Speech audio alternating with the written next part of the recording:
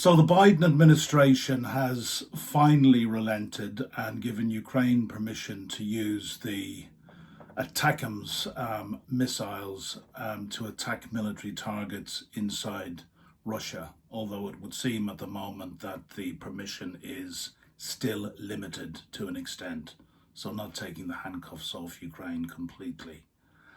And Putin's response to this? Well, he has just approved a policy to lower Russia's nuclear threshold, in effect rattling the nuclear saber one more time. So will Putin finally nuke Ukraine or Western cities? I doubt it very, very much. One, of course, can never be certain, but a Ukrainian diplomat friend told me recently that they had counted over 125 times that Putin had rattled the nuclear saber. Every time we cross a red line of Putin, like any bully in the schoolyard, he backs down. And what of the UK?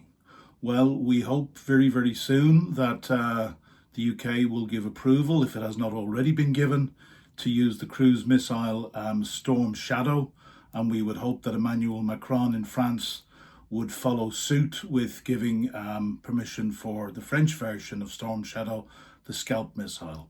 Personally, I would prefer, if this is not announced, that the permission is given quietly, and the first time we hear of it is when targets are struck in Russia, military targets, that is.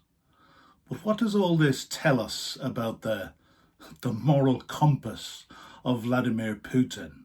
He completely loses his reason when Ukraine is given permission to use Western long-range weapons, while at the same time he has been using Iranian long-range weapons, drones and missiles, to strike civilian targets in Ukraine on an almost daily basis.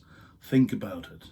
That, for me, is the main lesson that our Western leaders need to really learn from this and realize once and for all the absolute moral depravity of the man that we are dealing with in Vladimir Putin.